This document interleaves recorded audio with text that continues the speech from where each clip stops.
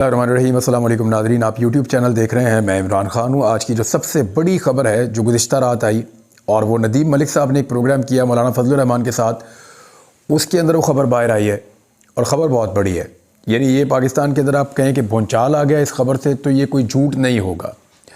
जो एक बहुत बड़ी इमारत खड़ी की गई थी कि इमरान खान के ख़िलाफ़ सारी पॉलिटिकल पार्टीज़ का जो एक अदम एतमाद की तहरीक का मामला था वो ऑर्गेनिक था, या वो कुदरती तौर पे जैसे सियासी जमातें इकट्ठी होती हैं, उन्होंने इकट्ठे होकर इमरान खान के ख़िलाफ़ तहरीक अदम एतमाद पेश की और उसके नतीजे में इमरान खान साहब जो है उनकी हुकूमत चली गई। ये एक तासुर दिया जाता था, ये बात बार बार की जाती थी। बल्कि उस दौर की जो एस्टेब्लिशमेंट है वो बार बार ये कहती थी कि एक्चुअली इमरान खान को हमेशा बचाने में हमारा किरदार है, इमरान खान की हुकूमत गिराने में हमारा कभी कोई किरदार नहीं था और हम कभी चाहते भी नहीं थे। ये तो सारी पॉलिटिकल पार्टीज़ ने मिलकर एक मूव किया, उसके नतीजे में वो ये कहते थे कि इमरान खान की हुकूमत चली गई। अब आप ये देखें कि इमरान खान इसके बरक्स एक बयानिया बनाते थे। वो ये कहते थे कि उनकी हुकूमत को साजिश के तहत गिराया गया है और इस साजिश के अंदर वो अमेरिका को भी इल्ज़ाम देते थे कि अमेरिका को क्योंकि इमरान खान साहब पसंद नहीं थे सर्टन रीज़न्स की वजह से। उसकी गहराई में फिर कभी किसी वीलॉग में जाएंगे, बताएंगे अमेरिका को इमरान खान नापसंद क्यों थे, इसके ऊपर एक अलग वीलॉग करेंगे।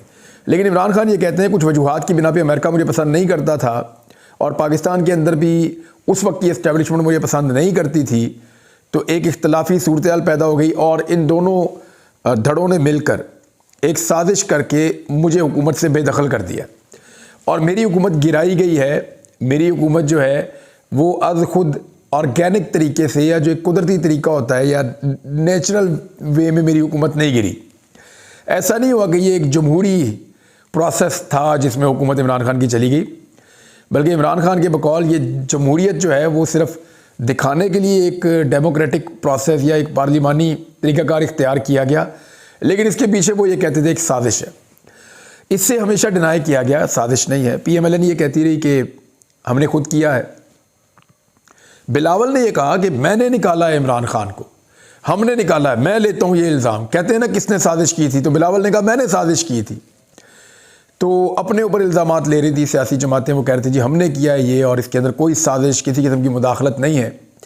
तो आज उस दौर में जो पाकिस्तान डेमोक्रेटिक मूवमेंट के सरबराह थे मौलाना फजलुर रहमान साहब, वो अब फट पड़े हैं और उन्होंने स्टेटमेंट दिया है। फजलुर रहमान साहब ने जो बयान दिया ये तस्दीक कर रहे हैं उन सारी बातों की जो इमरान खान साहब ने की थी। अब कुछ बड़े बड़े सवालात पैदा हो जाएंगे, इस बयान का एनालिसिस करते हैं, लेकिन पहले आप ये देखें फजलुर रहमान साहब क्या कह रहे हैं।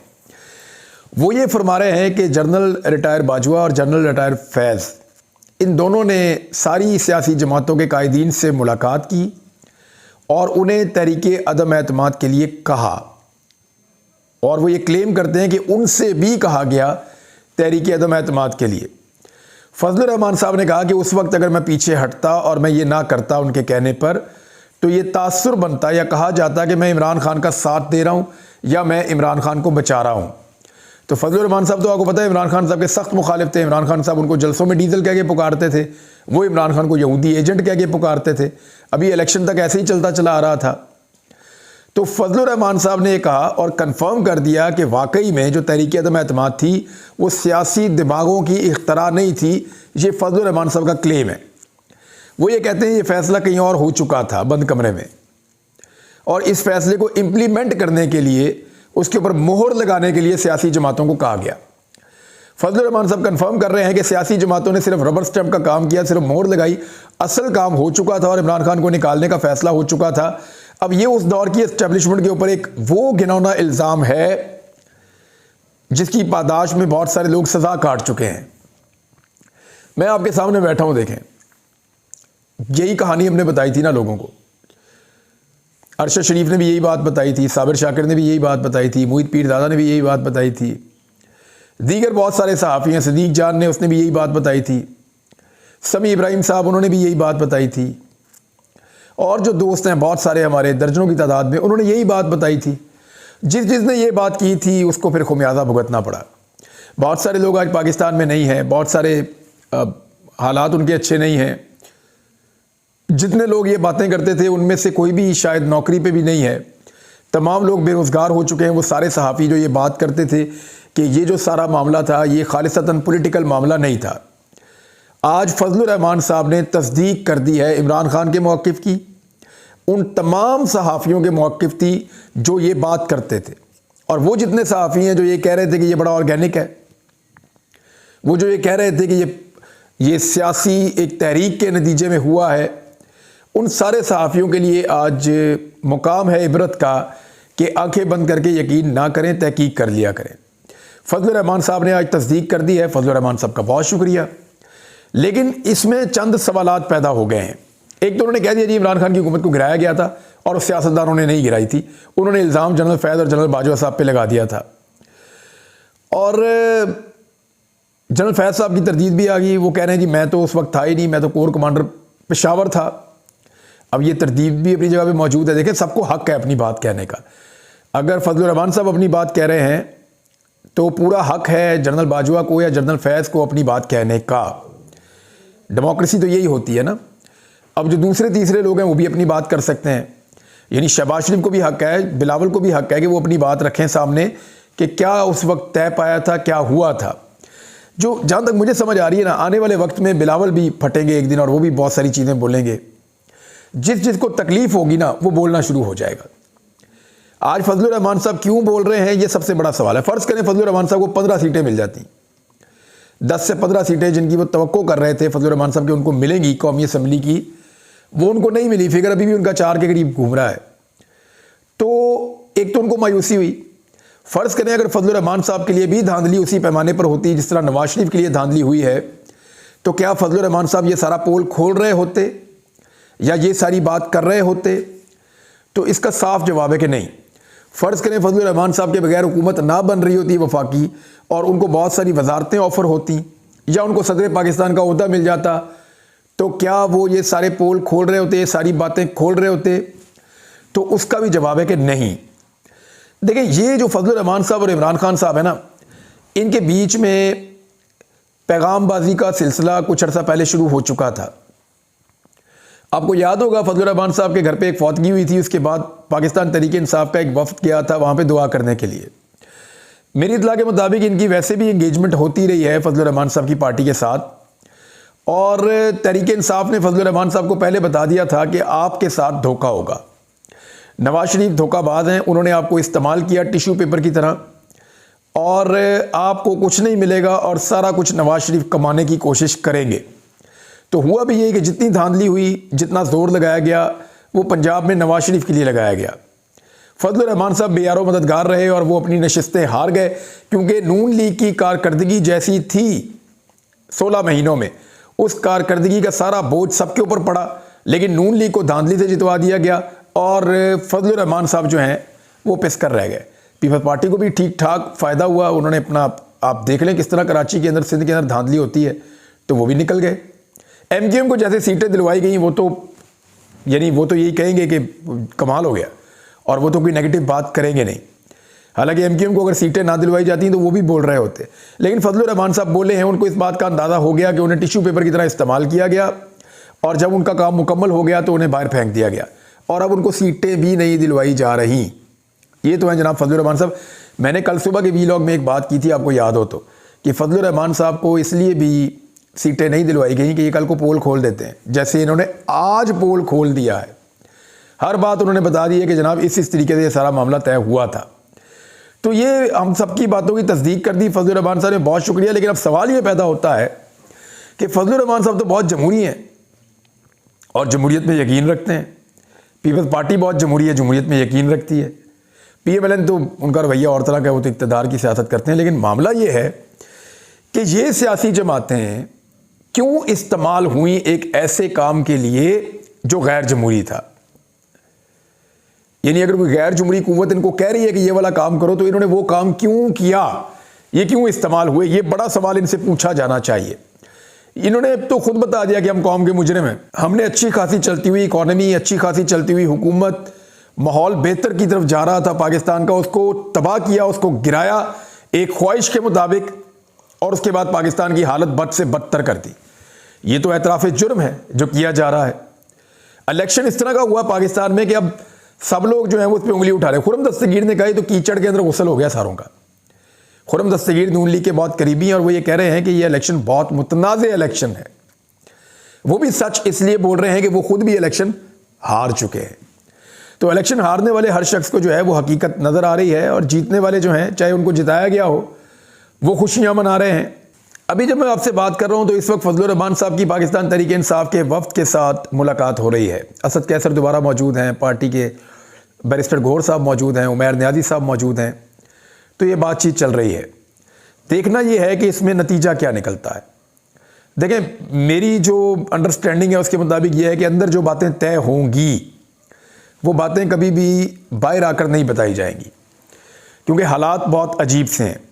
फजलुर रहमान साहब ने अब ये फैसला किया है कि वो इस धांधली के खिलाफ बोलेंगे, क्योंकि उनके लिए धांधली की नहीं गई ना। देखें, फजलुर रहमान के खिलाफ धांधली नहीं हुई, धांधली पाकिस्तान तहरीक इंसाफ के खिलाफ हुई है। लेकिन धांधली में फ़ायदा पहुंचाया गया नवाज शरीफ को, फजलुर रहमान साहब को फ़ायदा नहीं पहुंचाया गया। इस चीज़ की उनको तकलीफ़ है और अब वो जो है वो एक दूसरी तरफ की सियासत करेंगे, एंटी PMLN या एंटी PDM।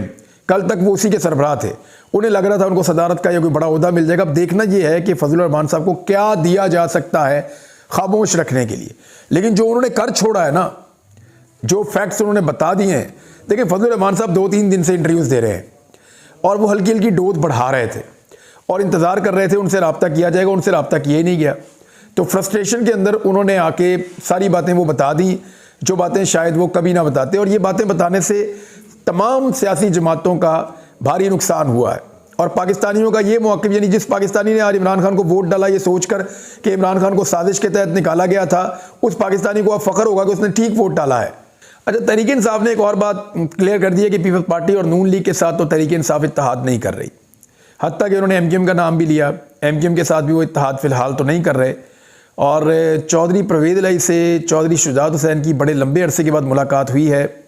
इस मुलाकात के बारे में भी मैं आपको एक चीज़ बता दूं कि ये मुलाकात भी बड़ी मानी खेज़ है। उसकी वजह यह है कि चौधरी शुजात हुसैन को भी लगता था कि उनको जो कुछ मिलेगा वो नहीं मिला।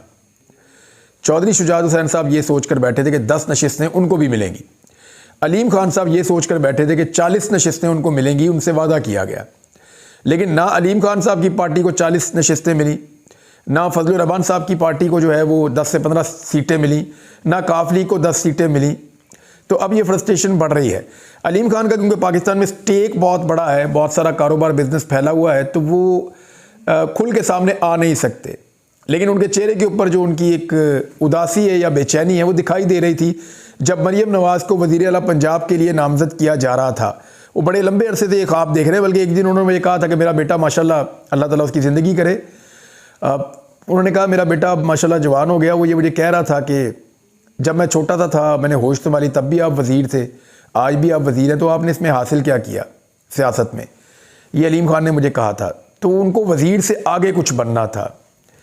तो अब तो फिर वजारत ही मिल सकती है, वजारत आला तो मिल नहीं रही। तो ऐसी सूरत हाल में अलीम खान साहब के लिए भी बड़ी ऑकवर्ड सिचुएशन है कि इतना सारा कुछ दाव पे लगाने के बाद, क्योंकि तरीन साहब तो अपनी इज्जत बचा के निकल गए, उन्होंने तो 2 सीटें हारी, उन्होंने कहा दफ़ा करो मैं निकलता हूँ, मैं सियासत करता ही नहीं, वो तो रिटायरमेंट लेकर निकल गए। अलीम खान साहब अभी तक बीच में फंसे हुए हैं और पहले वो रिटायरमेंट एक दफ़ा ले चुके हैं उस्मान बुज़दार के दौर में, इमरान खान के दौर में। अब दोबारा देखना है कि वो सियासत से रिटायरमेंट कब तक लेते हैं, क्योंकि ख़ासे बदमज़ा हुए हैं अलीम खान साहब भी। अब आ जाए इस बात पे कि धांधली पे तहरीक इंसाफ क्या करने जा रही है। तो ये एक बहुत बड़ा प्लान है तहरीक इंसाफ का जिसके ऊपर वो अमल करने जा रही है। तो इमरान खान साहब ने अमेरिका को कहा और यूरोपीय ममालिक को कहा कि आप पाकिस्तान में जो धांधली हुई है उसके ऊपर सख्त नोटिस लें, और वो ममालिक ले भी रहे हैं। वो बार बार सवालात उठा रहे हैं। पाकिस्तान का अंदरूनी मामला, अगर हम इंतखाबात ठीक करवाते तो दुनिया हमारे मामलात के अंदर मुदाखलत ना करती, लेकिन हमने इंतखाबात ठीक करवाए नहीं। वेरी अनफॉर्चुनेट, बड़ी बदकिस्मती है पाकिस्तान की। अब तहरीक इंसाफ जो करने जा रही है ये बहुत बड़ा आइडिया है। तहरीक इंसाफ ने तमाम उम्मीदवारों को तलब कर लिया है, पाकिस्तान तहरीक इंसाफ के जो इलेक्शन जीते हैं और उनको हरा दिया गया है, और आलमी मीडिया को बुला लिया है। वहाँ पे इंटरनेशनल मीडिया बैठा होगा, एक एक करके तहरीक इंसाफ का हर बंदा बताएगा जनाब मेरे साथ ये हुआ, ये मेरे फॉर्म 45 पड़े हुए हैं, ये आप चेक कर लीजिए, मैं इलेक्शन जीत गया हूँ, इन्होंने मुझे इलेक्शन हरा दिया। तो तमाम जो पाकिस्तान तहरीक इंसाफ के उम्मीदवारान हैं वो अपने अपने फॉर्म 45 लेकर पहुंच रहे हैं मैरियट होटल इस्लामाबाद में, और वहाँ पे एक बड़ी तगड़ी प्रेस कॉन्फ्रेंस होने वाली है। और बहुत सारे लोग जो हैं वो पहुँच भी गए हैं इस्लामाबाद इसी चक्कर में कि वो कल इस प्रेस कॉन्फ्रेंस का हिस्सा बनेंगे। तो आलमी मीडिया के अंदर ये बहुत बड़ी स्टोरी होने वाली है, क्योंकि वो तमाम लोग, यानी उनमें से अगर आधे भी आ गए तो फिर भी ये 50 से ज़्यादा हो जाएंगे, वो बताएंगे उनके साथ धांधली किस तरीके से हुई है। कुछ लोग खुद आएंगे, कुछ अपने नुमाइंदगान के ज़रिए से आएंगे। तो तहरीक इंसाफ की एक बेहतरीन हिकमत अमली है। और इसके अलावा एक चीज़ और तहरीक इंसाफ करने जा रही है कि वेरी नेक्स्ट डे, यानी हफ्ते वाले दिन, वो प्रोटेस्ट करने जा रहे हैं पूरे पाकिस्तान में धांधली के ख़िलाफ़। तो ये भी एक बड़ा कदम है, और पुरअमन एहतजाज करना सारी सियासी जमातों का हक़ है। अगर तहरीक इंसाफ ये एहतजाज करती है और दुनिया के अंदर इस चीज़ को बावर करवा देती है कि उनका मैंडेट छीना गया है, जैसा कि अल जज़ीरा ने लिखा कि मैंडेट थीव्स, कि मैंडेट चुराने वाले जो हैं उनकी हुकूमत आ गई है पाकिस्तान में, तो जब पूरी दुनिया के अंदर इनकी नेकनामी होगी तो इनके ऊपर प्रेशर आएगा, और हो सकता है पाकिस्तान तहरीक इंसाफ को उनकी सीटें वापस मिलना शुरू हो जाएँ। देखते हैं आने वाले दिनों में क्या होता है। जो आज की डेवलपमेंट्स है वो आपके साथ शेयर करते हैं दोपहर के बाद इंशाल्लाह। अपना ख्याल रखिएगा, अपने इस चैनल का भी। अल्लाह हाफ़िज़।